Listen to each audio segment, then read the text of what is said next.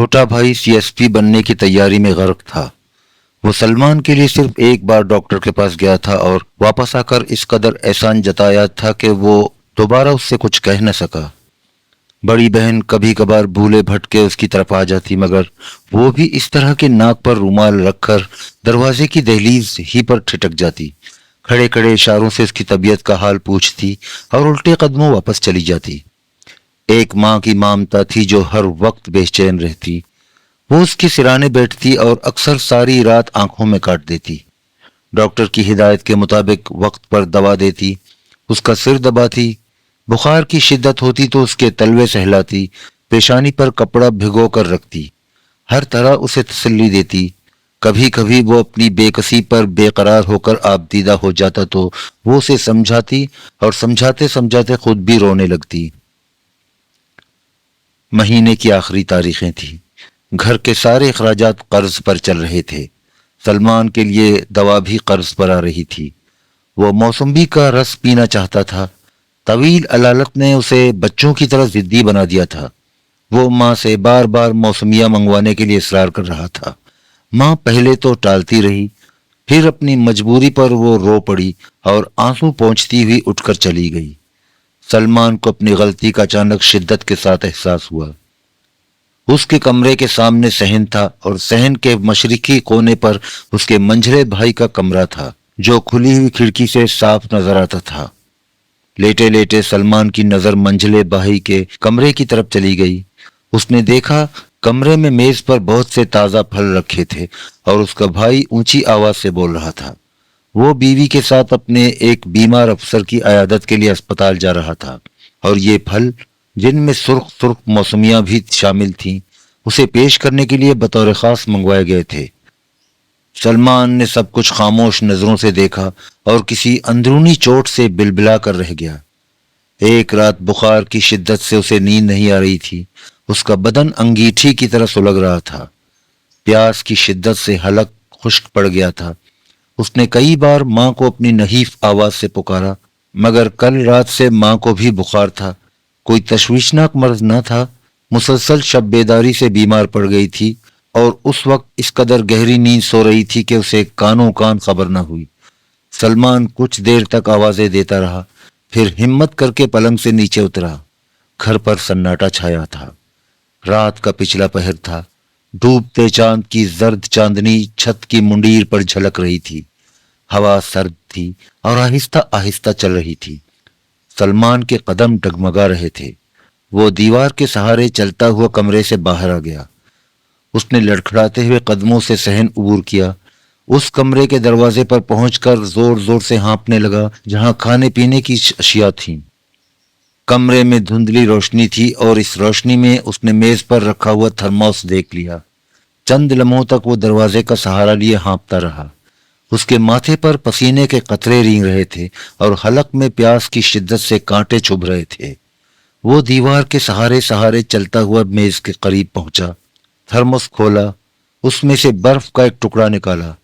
اچانک اس کے پیر زور زور سے ڈگمگائے اور آنکھوں کے سامنے کالے کالے پردے لہرانے لگے۔ وہ چکرا کر وہیں گر پڑا۔ اسے نہیں معلوم وہ کب تک کمرے کے سرد فرش پر پڑا رہا، کب وہ اپنے بستر پر آیا، کون اٹھا کر لایا، اسے کچھ خبر نہ ہوئی۔ ہوش آیا تو سب سے پہلی آواز جو اس نے سنی وہ اس کی بھاوج کی تھی۔ وہ اپنے شوہر سے کہہ رہی تھی، تھرموس گر کر بالکل تباہ ہو گیا، پچھلے ہی مہینے تو خریدا تھا۔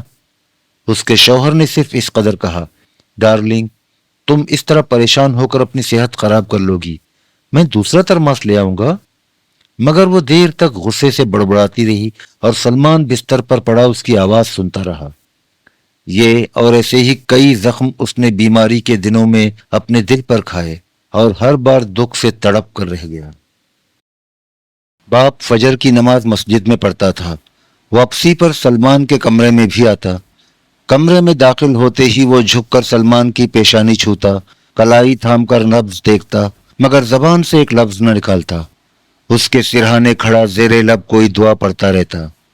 جب بھی وہ آتا سلمان کی آنکھ کھل جاتی۔ اس وقت اسے اپنے باپ کے چہرے پر ایک مقدس نور نظر آتا۔ اس کی سفید داڑھی آہستہ آہستہ حرکت کرتی اور آنکھوں میں بے بسی اور مظلومیت جھلکتی۔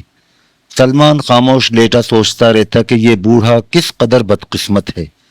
اس نے اپنی ساری جوانی موٹی موٹی فائلوں میں سر کھپاتے گزار دی، افسران کی خوشنودی حاصل کرنے کے لیے 10-10 12 گھنٹے دفتر میں کاٹے، ہمیشہ موٹا جھوٹا پہنا اور روکھا سوکھا کھایا، نہ کبھی بالا خانے پر جانے کی اسے توفیق ہوئی، نہ اسے میخانے سے نکلتے دیکھا گیا، نہ کسی کی بانکی چتون نے اسے گھائل کیا اور نہ ہی سہانی راتوں میں اس کی جوانی نے انگڑائیاں لیں۔ اس نے زائد سے زائد مشقت کی، کم سے کم خرچ کیا اور زائد سے زائد پسنداز کیا، اور یہ سب کچھ اس نے صرف اس لیے کیا کہ اس کی اولاد کا مستقبل روشن ہو جائے۔ وہ ہزاروں روپے جو اس نے اپنی خوشیاں نیلام کر کے کمائے تھے اولاد کی تعلیم پر لگا دیے، اور اس کی تعلیم یافتہ اولاد اور ان پڑھ نیاز میں کوئی فرق نہیں تھا۔ سلمان سوچا کرتا کہ یہ بدقسمت بوڑھا کس قدر احمق ہے۔ اس سے زیادہ سمجھدار تو نیاز کا باپ تھا، جس نے اسے کوئی تعلیم نہیں دلائی، اپنی گاڑھی کمائی کا ایک پیسہ اس پر صرف نہیں کیا۔ نیاز کو بھی اس سمسم کی تلاش تھی جس کی تلاش میں اس کے بہن بھائی سرگرداں تھے، لیکن نیاز نے اس سمسم کا سراغ لگا لیا تھا۔ ان پڑھ کباڑیا 3 گریجویٹوں سے بازی لے گیا، کوٹھی، کار اور بینک بیلنس، جیت کے تینوں کارڈ اس کے پاس تھے۔ وہ بڑا آدمی بن چکا تھا، اور وہ تینوں ابھی تک جیت کے ان تینوں کارڈوں کے خواب ہی دیکھ رہے تھے۔ سلمان کو نیاز سے نفرت تھی، اور اپنے بہن بھائیوں سے بھی۔ نیاز نے اسے اس لیے حقیر نظروں سے دیکھا تھا کہ وہ قیمتی سگریٹ نہیں پی رہا تھا، شاندار سوٹ نہیں پہنے تھا، اس کے پاس گاڑی نہیں تھی۔ وہ مفلوق الحال انسانوں کی خدمت کرنا چاہتا تھا، ان کی زندگی سنوارنا چاہتا تھا، اور اس کے بہن بھائی اس لیے اسے حقیر اور کمتر سمجھتے تھے کہ اس نے کوئی عہدہ، کوئی منصب ہتھیانے کی کوشش نہیں کی، بینک بیلنس کیوں نہ بڑھایا۔ ان کے نزدیک عوام کی خدمت محض مسخراپن تھا، سراسر حماقت تھی، اس لیے کہ وہ بلندی ہی کی طرف دیکھ رہے تھے۔ انہیں مطلق احساس نہ تھا کہ نیچے کروڑوں ننگے بھوکے کیڑے مکوڑوں کی مانند رینگ رہے ہیں جو انہی کی طرح انسان ہیں، ان کی خوشیاں اور غم ان سے مختلف نہیں ہیں۔ بیماری کے دنوں میں سلمان مسلسل ایسی ہی باتیں سوچتا رہا، اور ان کا نفسیاتی رد عمل یہ ہوا کہ وہ پسماندہ اور پریشان حال انسانوں کا دکھ درد بھول کر اپنے بہن بھائیوں سے انتقام لینے کی سوچنے لگا، ان کو نیچا دکھانے کا پروگرام بنانے لگا۔ وہ اپنی تحقیر اور ذلت کا ان سے بدلہ لینا چاہتا تھا۔ صحت یاب ہونے کے بعد سلمان نے فلک پیما کے ہیڈ کوارٹر جانے کا ارادہ ترک کر دیا، اور یہ سوچنے لگا کہ وہ کیا کرے۔ انہی دنوں ماں نے اصرار کرنا شروع کر دیا کہ وہ شادی کر لے۔ ماں کی خواہش تھی کہ اس کی زندگی ہی میں وہ اپنا گھر بسا لے۔ یہ پروگرام دراصل اس کے باپ کا تھا، اور بیوی کے ذریعے اس نے سلمان تک پہنچایا تھا۔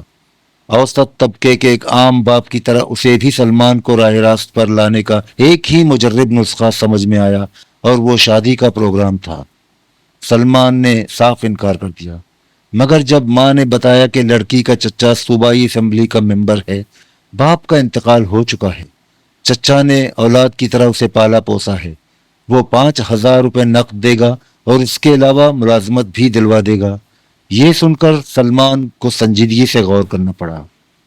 اس نے سوچا، زندگی میں آگے بڑھنے اور شادمانی اور کامرانی حاصل کرنے کے تمام دروازے بند ہو چکے ہیں، صرف چور دروازے سے اندر داخل ہوا جا سکتا ہے، اور صوبائی اسمبلی کے ممبر کے پاس اس چور دروازے کی کنجی ضرور ہوگی۔ چنانچہ چند روز تک سوچ بچار کرنے کے بعد وہ شادی پر رضامند ہو گیا۔ شادی بڑی دھوم دھام سے ہوئی۔ اس کے باپ نے روپیہ قرض لے کر خرچ کیا، اس لیے کہ وہ صوبائی اسمبلی کے ایک ممبر کی سمدھی بننے جا رہا تھا۔ شادی میں شہر کے اعلیٰ حکام اور معززین کے علاوہ 3 وزیر بھی شریک ہوئے، لہٰذا تمام مقامی اخبارات میں شادی کی تقریب کی تصاویر بھی شائع ہوئیں، جن میں سلمان کے بجائے وزیر دولہا معلوم ہوتے تھے۔ بلکہ ایک اخبار نے، جسے سرکاری اشتہارات کی اشد ضرورت تھی، دولہا کو بھی نکال دیا اور تصویر میں صرف وزیروں ہی کو رہنے دیا، جس میں وزیر اطلاعات کو نمایاں طور پر پیش کیا گیا تھا۔ سلمان کو شب عروسی ہی پر اندازہ ہو گیا کہ اس کی بیوی سیدھی سادھی گھریلو لڑکی ہے۔ اس نے میٹرک تک تعلیم پائی تھی۔ اس کا ذہن گویا گیلی مٹی تھا، جسے وہ کمہار کی طرح جس سانچے میں چاہتا ڈھال سکتا تھا۔ وہ اس کی توقع سے زیادہ دلکش اور معصوم نکلی۔ وہ خوش تھا کہ اس نے گھاٹے کا سودا نہیں کیا۔ جہیز کے علاوہ 5,000 روپے نقد ملے تھے اور ملازمت کے لیے چچا سسر نے حسب وعدہ کوششیں شروع کر دی تھی۔ شادی کے تیسرے ہی ہفتے سسر کا خط آیا کہ فوراً کراچی پہنچو، ملازمت کا بندوبست ہو گیا ہے۔ سلمان نے بیوی کو گھر پر چھوڑا اور اسی روز پہلی ٹرین سے کراچی کے لیے روانہ ہو گیا۔ گلابی جاڑوں کی غبار آلود دوپہر تھی۔ نوشا ٹرام کے انتظار میں فٹ پاتھ پر کھڑا تھا۔ اس وقت وہ اکیلا ہی تھا۔ چکرم کی ڈیوٹی استاد پیڈرو نے نمائش پر لگا دی تھی اور نوشا کو پوکر کی ٹیم میں شامل کر لیا تھا۔ 4 بجے اسے پوکر سے صدر کے ایک ایرانی چائے خانے میں ملنا تھا۔ ابھی کئی گھنٹے باقی تھے۔ وقت گزارنے کے لیے اس نے سوچا ٹرام پر کیماڑی تک کا ایک چکر ہی لگا لیا جائے، ممکن ہے کوئی شکار ہاتھ لگ جائے۔ اب وہ کبھی کبھار اکیلے بھی کام کر جاتا تھا، حالانکہ استاد پیڈرو کی سخت ہدایت تھی کہ بغیر ٹیم کے کوئی کاریگری نہ دکھائی جائے۔ اس میں خطرہ بہت تھا، مگر اب نوشا جیب تراشی کے فن میں منج گیا تھا اور اس قدر نڈر ہو گیا تھا کہ سینکڑوں کے ہجوم میں جیب صاف کر دیتا۔ نوشا خاصی دیر سے ٹرام کا انتظار کر رہا تھا، مگر کوئی ٹرام آتی نظر نہیں آ رہی تھی۔ اکتا کر وہ پیدل ہی چل دیا۔ راہگیر تھکے تھکے نظر آ رہے تھے۔ دکانوں پر سناٹا تھا۔ 2 رکشا والے فٹ پاتھ پر اپنی اپنی رکشاؤں پر بیٹھے اونگ رہے تھے۔ فضا بڑی بوجھل تھی۔ نوشا نے پتلون کی جیبوں میں ہاتھ ڈال لیے اور ہولے ہولے سیٹی بجاتا ہوا بلا مقصد بندر روڈ پر چلنے لگا۔ کچھ دور تک وہ اپنی دھن میں مگن اسی طرح فٹ پاتھ پر چلتا رہا۔ ایک موڑ پر کسی گداگر نے صدا لگائی، سخی بابا، اللہ کے نام پر اس محتاج کو کچھ دیتا جا۔ نوشا اس صدا پر توجہ دیے بغیر آگے بڑھ گیا۔ اچانک اسے محسوس ہوا کہ آواز کچھ مانوس اور جانی پہچانی سی ہے۔ وہ چلتے چلتے ٹھٹکا، پلٹ کر دیکھا۔ ایک دیوار کے سائے میں فٹ پاتھ پر ایک گداگر سکڑا سکڑایا پڑا ہے۔ اس کے جسم پر بہت بوسیدہ لباس تھا، بال بکھر کر منہ پر آ گئے تھے۔ اس کی ایک ٹانگ غائب تھی، داہنا ہاتھ خیرات کے لیے آگے بڑھا تھا۔ نوشا نے غور سے گداگر کے چہرے کو دیکھا۔ ذہن کو ایک ایسا شدید جھٹکا لگا کہ وہ تکلیف سے کانپ اٹھا۔ یہ راجا تھا۔ اس کی دونوں آنکھیں بند تھیں۔ سکڑا سکڑایا جسم کسی سڑتی ہوئی لاش کی طرح گھناؤنا نظر آ رہا تھا۔ نوشا نے گہری سانس بھری اور آہستہ آہستہ چلتا ہوا اس کے قریب جا کر کھڑا ہو گیا۔ قدموں کی آہٹ پا کر راجا نے ایک دردناک صدا بلند کی۔ اس کے بدن پر مکھیاں بن بنا رہی تھیں، جگہ جگہ پھنسیاں تھیں جن سے رطوبت بہہ رہی تھی۔ نوشا نے آہستہ سے آواز دی، راجا؟ راجا نے آنکھیں کھول دی اور نوشا کو پہچاننے کی کوشش کرنے لگا۔ پھر وہ خوشی سے چیخ پڑا، نوشا! وہ ہاتھ کا سہارا لے کر اٹھ بیٹھا۔ نوشا نے بے تکلفی سے پوچھا، یار یہ تیری کیا حالت ہو گئی؟ وہ اس کے قریب بیٹھ گیا۔ اس کی بات سے راجا کو دکھ پہنچا۔ اس کے چہرے پر لمحہ بھر کے لیے مسرت کی جو رمق ابری تھی اس نے فوراً دم توڑ دیا۔ وہ مری ہوئی آواز سے بولا، میری قسمت میں یہی لکھا تھا۔ اس کا لہجہ بڑے بوڑھوں کی طرح سنجیدہ تھا۔ آواز میں ایسی رقت تھی جیسے شدید کرب میں مبتلا ہو۔ نوشا نے کہا، یار تو اسپتال بھیج دیا گیا تھا، وہاں علاج نہیں ہوا؟ راجا کے ہونٹوں پر بڑی تلخ مسکراہٹ ابری۔ اسپتال والوں نے میری ایک ٹانگ کاٹ ڈالی اور کوڑھیوں کے اسپتال بھیج دیا۔ کئی روز تک وہاں پڑا رہا، مگر اسپتال میں جگہ نہیں تھی۔ ایک روز چوکیداروں نے زبردستی اٹھا کر مجھے ایک درخت کے نیچے ڈال دیا۔ جب سے یوں ہی دربدر کی خاک چھانتا پھر رہا ہوں۔ نوشا خاموش بیٹھا رہا۔ راجا آہستہ آہستہ کہتا رہا، ایک حکیم جی کو دکھایا تھا، وہ کہنے لگے تم کو پرانا آتشک ہے۔ یہ آتشک کیا بیماری ہوتی ہے؟ سنا ہے رنڈی بازوں کو یہ بیماری ہو جاتی ہے۔ نوشا نے پریشان ہو کر کہا، یار تو نے تو کبھی ایسی حرکت کی نہیں۔ میں نے حکیم جی سے یہی بات کہی تو وہ بولے تمہارے باپ کو یہ مرض ہوگا، یہ خاندانی بیماری ہوتی ہے، اکثر مریضوں کو ورثے میں ملتی ہے۔ تو پھر تم نے کچھ علاج ولاج کروایا؟ سڑی ہوئی لاش میں سے پرانا راجا جاگ اٹھا۔ وہ اپنے مخصوص انداز میں بولا، یار تو بھی کمال کرتا ہے، ابے علاج کوئی پھوکٹ میں ہوتا ہے اس میں رقم لگتی ہے۔ نوشا اسے ناراض نہیں کرنا چاہتا تھا، اس نے فوراً بات کا رخ بدل دیا۔ یہ تو بتاؤ آج کل رہتے کہاں ہو؟ اپنا بھی کوئی گھر بار ہے جہاں جی چاہا پڑ رہا؟ کوئی ہفتہ بھر سے تو یہیں پڑا ہوں۔ لمحہ بھر کے لیے راجا خاموش رہا۔ مگر یہ تو بتا تو آج کل کیا کر رہا ہے؟ ویسے تو تیرے بڑے ٹھاٹ دکھائی دیتے ہیں، بڑی لائٹ مار رہا ہے، کہیں نوکری ووکری کر لی؟ نوشا صاف بات بتا نہ سکا۔ ہاں یار، ایک جگہ نوکری ہی کر لی ہے، مزے میں گزر بسر ہوتی ہے۔ بالکل، نوشا نے مختصر جواب دیا۔ راجا نے اٹکتے ہوئے کہا، یار نوشے، تو مجھے بیساکھی دلوا دے۔ اس نے پاس پڑے ہوئے ڈنڈے کی طرف اشارہ کیا۔ اس سالے سے 2 قدم چلنا مصیبت ہو جاتا ہے۔ میں نے بیساکھی کے لیے 10 روپے جمع کیے تھے، کوئی سالہ چور سوتے میں نکال کر لے گیا۔ راجا نے اسے گالی دی، دل گرفتہ ہو کر بولا، نوشا تو مجھے بیساکھی ضرور دلوا دے، تیرا بہت بڑا احسان ہوگا، مجھے بہت تکلیف ہے۔ یار اس میں احسان کی کون سی بات ہے؟ نوشا نے اس کی دلجوئی کی، میں جلد ہی تجھے بیساکھی دلوا دوں گا۔ وہ گھنٹہ بھر تک راجا کے پاس رہا اور ادھر ادھر کی باتیں کرتا رہا، اسے تسلی دیتا رہا۔ چلتے وقت اس نے راجا کو 1 روپیہ دیا اور کھانے کے لیے جو کچھ مانگا خرید کر دے دیا۔ راجا صبح سے بھوکا تھا۔ راجا سے مل کر نوشا کی طبیعت مقدر ہو گئی، اس کا دل بیٹھا جا رہا تھا۔ بار بار اسے راجا کی بے کسی کا خیال آتا۔ اس نے سوچا راجا کے لیے اسے ضرور کچھ نہ کچھ کرنا چاہیے۔ دوسرے روز وہ پھر اس کے پاس گیا۔ اس دفعہ وہ اس کے لیے کچھ کھانے پینے کا سامان بھی لے گیا۔ اب وہ اکثر راجا کے پاس جاتا اور کچھ نہ کچھ اسے دے کر آتا۔ راجا کے لیے اس نے ایک بیساکھی بھی خریدی جس کے سہارے وہ چلنے پھرنے لگا تھا۔ چوہے کی کھال کا سا گھناؤنا لباس اتروا کر نیا جوڑا پہنا دیا تھا۔ اس کا ارادہ تھا کہ کہیں رہنے کی جگہ مل جائے تو اس کے ایک حصے میں راجا کی رہائش کا بندوبست کر دے۔ سردی روز بروز بڑھتی جا رہی تھی۔ راجا رات بھر شبنم میں پڑا بھیگا کرتا اور سردی سے کانپتا رہتا۔ رہنے کو مکان تو نہ مل سکا، البتہ ایک اونچی عمارت کی دیوار کے ساتھ ترپال ڈال کر نوشا نے سائبان بنا دیا جس کے نیچے راجا رہنے لگا۔ راجا کے لیے وہ جو کچھ کر رہا تھا اس سے نوشا کو بڑی خوشی ہوتی۔ یہ عجیب سی خوشی تھی، ایسا محسوس ہوتا جیسے اس کی زندگی کا بھی کوئی مقصد ہے۔ وہ محض جیب کترا ہی نہیں بلکہ کچھ اور بھی ہے۔ اس کی سب سے بڑی خواہش یہ تھی کہ راجا کی بیماری دور ہو جائے۔ ایک روز وہ راجا کو ایک ڈاکٹر کے پاس لے گیا، مگر وہ علاج کرنے پر آمادہ نہ ہوا اور یہ مشورہ دیا کہ اسے کوڑھ ہے، کوڑھیوں کے اسپتال لے جاؤ۔ مگر نوشا اسے کسی اسپتال نہ لے گیا۔ اسے خوف تھا کہ جس طرح اسپتال والوں نے ٹانگ کاٹ کر لنگڑا بنا دیا، اسی طرح اس کے جسم کو کوئی اور حصہ نہ کاٹ دے۔ ڈاکٹروں سے مایوس ہو کر وہ راجا کو ایک حکیم کے پاس لے گیا۔ اس نے دونوں کی بہت ڈھارس بندھائی۔ اس کا خیال تھا کہ راجا کا مرض لا علاج نہیں ہے، اگر پابندی سے علاج کرایا جائے تو وہ صحت یاب ہو سکتا ہے۔ اس علاج کے لیے اس نے 250 روپے طلب کیے۔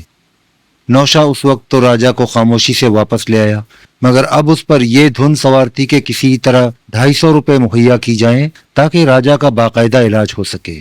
چنانچہ پوکر کے ساتھ جیب تراشی کرنے کے علاوہ وہ اکیلا بھی کاریگری کے ہاتھ دکھانے لگا اور اس رقم کو استاد پیڈرو سے چھپا کر رکھتا۔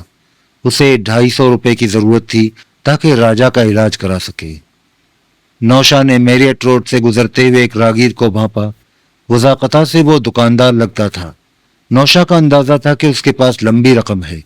اس نے سوچا اگر داؤں لگ جائے تو آج ہی راجا کے لیے علاج کی پوری رقم نکل جائے گی۔ رات کے 9 بجے تھے، سردی میں اضافہ ہو گیا تھا، راستوں پر سناٹا بڑھ گیا تھا۔ 2 بار نوشا نے اسے گھیرا مگر وہ ہتے نہیں چڑھا۔ نوشا نے ہمت نہ ہاری، برابر اس کا پیچھا کرتا رہا۔ وہ شخص سڑک سے مڑ کر ایک گلی میں گھس گیا۔ گلی سنسان تھی اور روشنی کم تھی، گلی کشادہ بھی نہ تھی، دونوں جانب کئی منزلہ اونچی اونچی عمارتیں تھیں۔ نوشا سائے کی طرح اس کے ساتھ ساتھ چلتا رہا۔ اس نے پتلون کی جیب میں پڑا ہوا چاقو نکال کر آہستہ سے کھول لیا اور جب وہ ایسی جگہ پہنچا جہاں اندھیرا زیادہ تھا تو نوشا جھپاک سے اس کے سامنے آ کر کھڑا ہو گیا اور کھلا ہوا چاقو سینے پر رکھ کر بولا، جو کچھ جیب میں ہے نکال کر چپ چاپ دے دو۔ اس نے گھبرا کر نوشا کو دیکھا جو اندھیرے میں بھوتوں کی مانند خوفناک نظر آ رہا تھا۔ اس کے ہاتھ میں کھلا ہوا چاقو تھا جس کی جھلکتی ہوئی نوک عین سینے پر تھی۔ اس کی گھگی بند گئی۔ اس نے خوف سے منہ پھاڑ دیا مگر آواز نہ نکلی۔ نوشا نے حواس باختہ اور خاموش پا کر خود ہی اس کی جیب سے پرس نکال لیا۔ نوشا نے پرس نکال کر اپنی جیب میں رکھا ہی تھا کہ گلی میں قدموں کی آہٹ ابھری۔ دو سائے فلیٹ کی کھڑکی سے چھن چھن کر آنے والی روشنی میں نظر آئے۔ دونوں راہگیر اسی طرف آ رہے تھے۔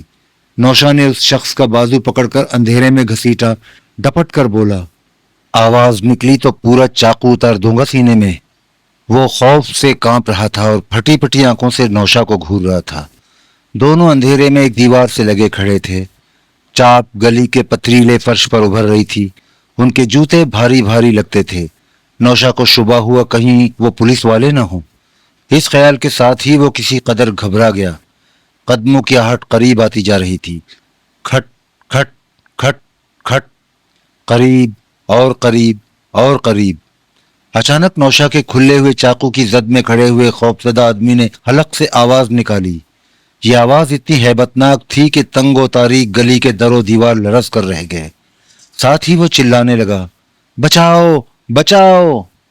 نوشا نے اس کے کھلے ہوئے منہ پر پوری قوت سے مکہ مارا۔ وہ دیوار سے ٹکرا کر گر پڑا مگر سنبھلنے کے ساتھ ہی اس نے پھر دھاڑنا شروع کر دیا۔ اب نوشا کے لیے وہاں ٹھہرنا خطرناک تھا۔ اس نے اندھیری گلی میں بھاگنا شروع کر دیا۔ اس وقت تک فلیٹوں کی کھڑکیاں کھلنا شروع ہو گئی تھیں۔ گھبرائے ہوئے لوگ بالکنیوں سے نیچے گلی میں جھانک رہے تھے۔ بعض نے اونچی آوازوں سے بولنا بھی شروع کر دیا تھا۔ گلی میں داخل ہونے والے دونوں راہگیر واقعی پولیس والے تھے۔ شور سن کر پہلے تو وہ ٹھٹکے اور اندھیرے میں آنکھیں پھاڑ پھاڑ کر دیکھنے لگے۔ اسی وقت ان کے سامنے ایک سایہ تیزی سے لہرایا۔ کوئی تیز رفتار سے بھاگ رہا تھا۔ یہ نوشا تھا۔ دونوں نے فوراً اس کا تعاقب شروع کر دیا۔ نوشا کچھ دیر تک بھاگتا رہا، پھر وہ داہنے ہاتھ مڑنے والی گلی میں گھس گیا۔ یہ گلی بھی تاریک تھی۔ اس کے قدموں کی آوازیں گلی کے پتریلے فرش پر ابھر رہی تھیں۔ وہ گلی میں پڑے ہوئے کوڑے کرکٹ سے ٹھوکریں کھاتا، لڑکھڑاتا، سرپٹ بھاگتا رہا۔ اس کی پشت پر ملی جلی آوازوں کا شور ابھر رہا تھا۔ تعقب کرنے والوں کے قدموں کی آہٹ نزدیک آتی جا رہی تھی۔ دونوں کانسٹیبل زور زور سے سیٹیاں بجا کر خطرے کا اعلان کر رہے تھے۔ دوڑتے دوڑتے نوشا کی سانس پھول گئی، قدم ڈگمگانے لگے۔ اچانک ایک نئی مصیبت سامنے آ گئی۔ اب گلی کے دوسرے نکڑ پر بھی آوازیں ابھر رہی تھیں۔ دھندلی روشنی میں انسانی شکلیں نظر آ رہی تھیں۔ آگے جانا خطرے سے خالی نہ تھا۔ اس نے اپنی رفتار سست کر دی اور ایک مکان کی دیوار سے لگ کر کھڑا ہو گیا۔ دیوار میں کھڑکی تھی۔ نوشا نے کھڑکی پر ہاتھ رکھا اور امید موہوم کے ساتھ سوچا کہ شاید کھڑکی کھل جائے۔ کھڑکی کا ایک پٹ ہاتھ رکھتے ہی کھل گیا۔ وہ اچک کر اس پر چڑھا اور اندر کود گیا۔ اس نے فوراً کھڑکی بند کر دی اور چوکھٹ سے لگ کر کھڑا ہو گیا۔ نوشا جس جگہ کھڑا تھا وہ ایک تنگ غلام گردش تھی۔ غلام گردش جہاں ختم ہوتی تھی وہاں سے جنوبی سمت لکڑی کا زینہ تھا جس کی سیڑھیاں اوپر کی منزل کو جاتی تھیں۔ اوپر سے ہلکی ہلکی روشنی ابھر رہی تھی جو زرد دھبے کی طرح دیوار پر بکھری ہوئی تھی۔ نوشا دھندلی دھندلی روشنی میں دم بخود کھڑا تھا۔ اس کی پیشانی پر پسینے کے قطرے تھے۔ وہ منہ کھولے بری طرح ہانپ رہا تھا۔ گلی میں ملی جلی آوازوں کا شور ابھر رہا تھا۔ پتھریلے فرش پر بھاری بھاری قدموں کی آہٹ گونج رہی تھی اور تیز تیز بجتی ہوئی سیٹیاں چیختی ہوئی معلوم ہو رہی تھی۔ اسی اثنا میں زینے کی سیڑھی پر ہلکی ہلکی روشنی پھیلنے لگی۔ کوئی آہستہ آہستہ جنوبی سیڑھیوں سے نیچے اتر رہا تھا۔ قدموں کی آہٹ ابھرتی رہی۔ روشنی زینے سے نکل کر غلام گردش کی دیواروں پر پھیلنے لگی۔ دیکھتے دیکھتے زینے پر سایہ ابھرا۔ ایک بوڑھا نمودار ہوا۔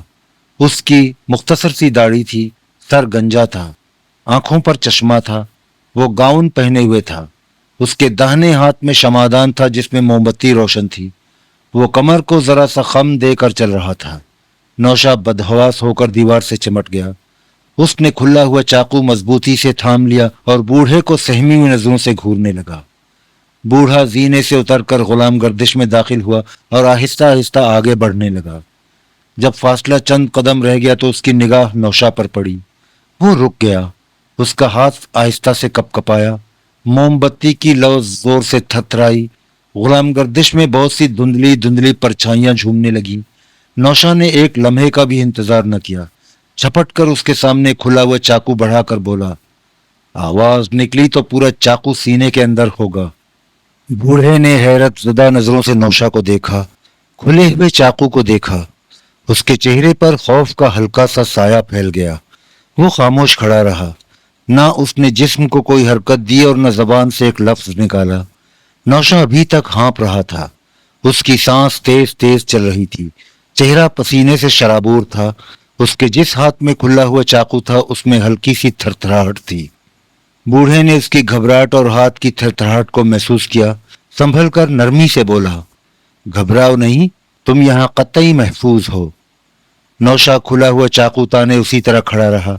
बूढ़ा उसे बड़ा अजीब व गरीब मालूम हुआ। डरो मत। इस दफा बूढ़े का लहजा साफ और पुरएतमाद था। मैं बूढ़ा आदमी हूं, मुझसे तुम इस कदर क्यों डर रहे हो? आओ मेरे साथ। वो मुड़ा, लेकिन नौशा उसके हमरा जाते हुए झिझकने लगा। अलबत्ता उसने चाकू नीचे कर लिया था। बूढ़े ने बड़े मुशफ़क़ाना अंदाज में उसे मुखातिब किया, भाई तुम मुझसे इस कदर खौफज़दा क्यों हो? आओ, घबराओ मत। उसके लहजे में इस कदर नरमी और अपनायत थी कि नौशा के कदम खुद ब खुद उठ गए। वो आहिस्ता आहिस्ता उसके पीछे पीछे चलने लगा। दोनों ने जीने की सीढ़ियां तय की और ऊपर पहुंच गए। हर तरफ सन्नाटा था। जीने के ऐन मुकाबिल दरवाजा था। बूढ़ा उसे खोलकर अंदर दाखिल हो गया। नौशा भी उसके साथ साथ आगे बढ़ता गया।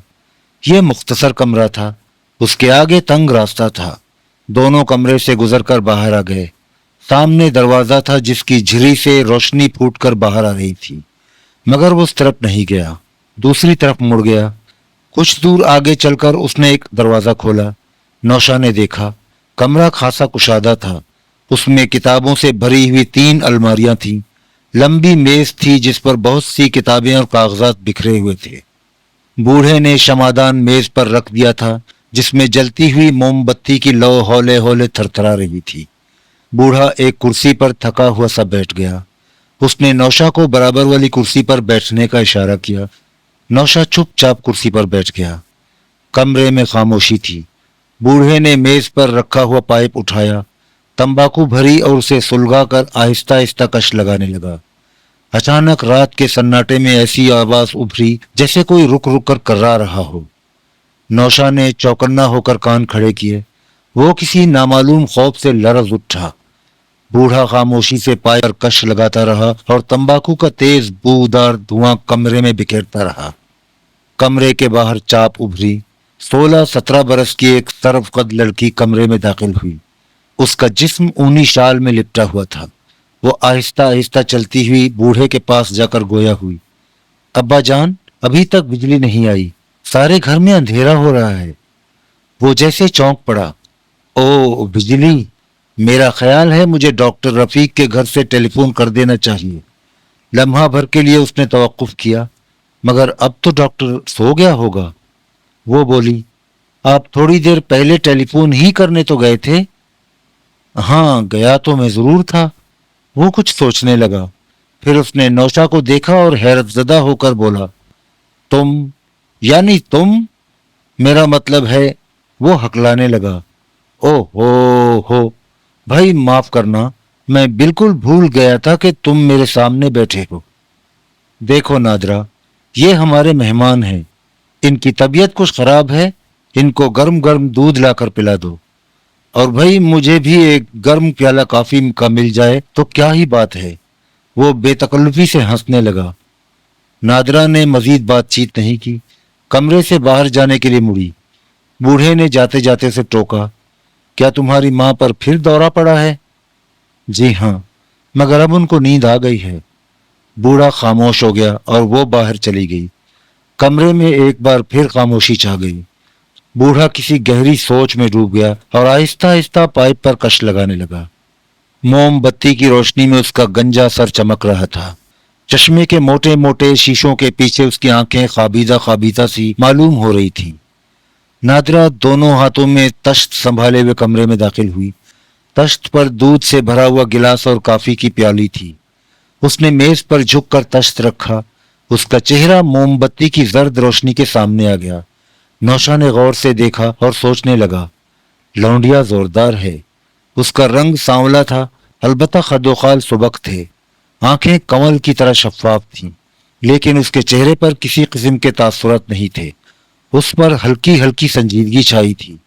उसने गिलास उठाया और बड़ी बेबाकी से नौशा को दे दिया। न वो झिझकी न शर्माई। वो कमरे में ज्यादा देर न रुकी। नौशा ने एक दूध का गिलास खत्म किया तो उसे अपने जिस्म में किसी कदर ताजगी महसूस हुई। उसने सोचा अब खतरा टल गया है, रात भी ज्यादा हो चुकी है, उसे चलना चाहिए।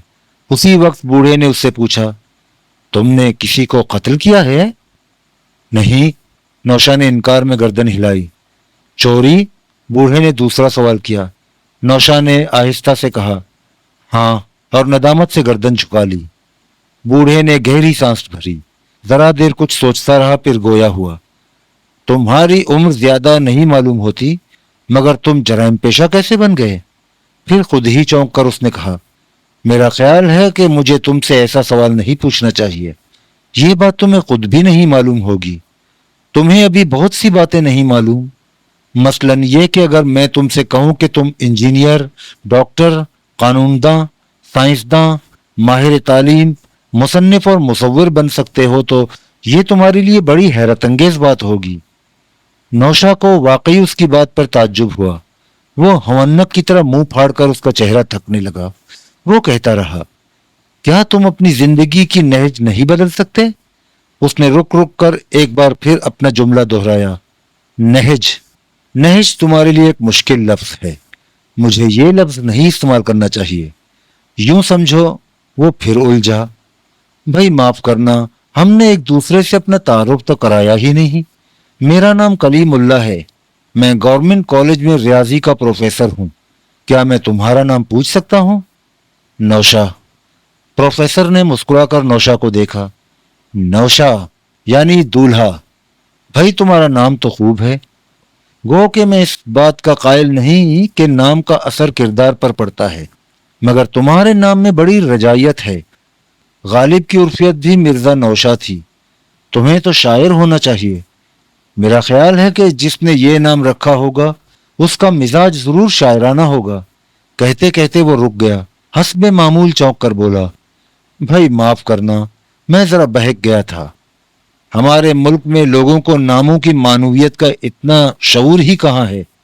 सच पूछो तो इतना शऊर कहीं नहीं होता, वरना एक अच्छे भले अंग्रेज अदीब का नाम मिस्टर ड्रिंक वाटर ना होता। ड्रिंक वाटर तुम जानते हो? इसका मतलब है पानी पियो। ला हौल वला कुव्वत, क्या मस्खरापन है। ये भी भला कोई नाम हुआ? वो बेतकान बोले जा रहा था। नौशा खामोश बैठा उसका मुंह तक रहा था।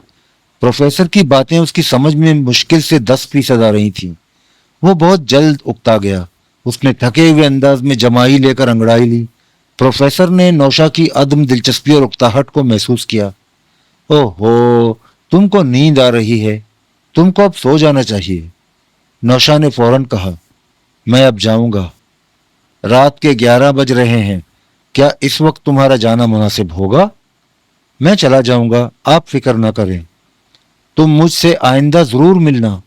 तुम अभी आदी मुजरिम नहीं बने हो। मैंने देखा था कि जब तुम मुझ पर चाकू ताने खड़े थे तो तुम्हारा हाथ कांप रहा था। मैंने उसी वक्त अंदाजा लगा लिया था कि तुम अभी अनाड़ी हो।